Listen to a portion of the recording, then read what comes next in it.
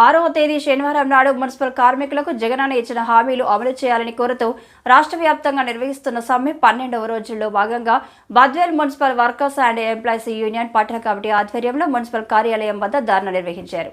ఈ సందర్భంగా బీసీ సంఘం నాయకులు గురుమూర్తి మాట్లాడుతూ ముఖ్యమంత్రి మంత్రుల కమిటీల పేరుతో కాలయాపన చేయకుండా మున్సిపల్ కార్మికుల సమ్మెపై ప్రత్యక్ష జోక్యం చేసుకోవాలని, లేని ఎడల ఆందోళనలు ఉధృతమవుతాయని, కార్మిక సమ్మెను సకాలంలో పరిష్కరించకపోగా ప్రభుత్వం రెచ్చగొట్టే చర్యలకు పాల్పడడం శోచనీయమని, సమ్మె వలన ప్రజలకు కలిగే అసౌకర్యానికి ప్రభుత్వమే బాధ్యత వహించాలని అన్నారు.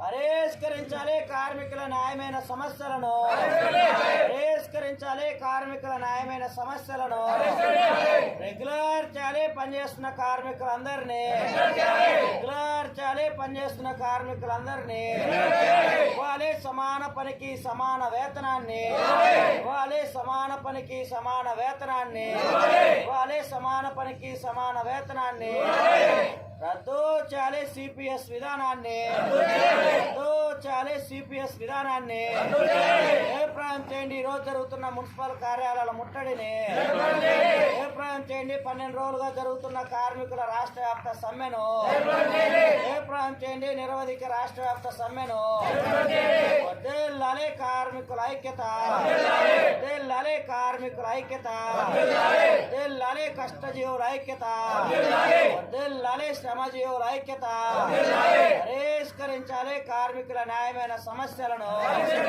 నిలబెట్టుకోవాలి ముఖ్యమంత్రి గారు ఇచ్చిన మాటను, నిలబెట్టుకోవాలి ముఖ్యమంత్రి.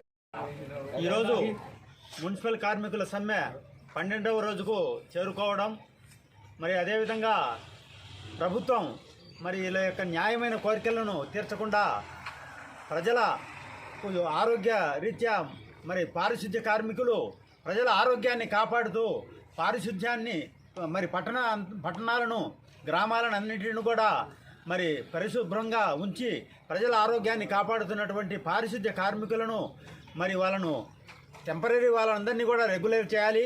మరి అదేవిధంగా వారికి తగినటువంటి వేతనాన్ని ఇచ్చి సానుకూలంగా ప్రభుత్వం స్పందించి వెంటనే ఈ యొక్క సమ్మెను విరమింపజేసి మరి పట్టణాలలో గ్రామాలలో ఉన్నటువంటి ప్రజలందరి ఆరోగ్యాన్ని కాపాడడానికి ప్రభుత్వం చర్యలు తీసుకోవాలి.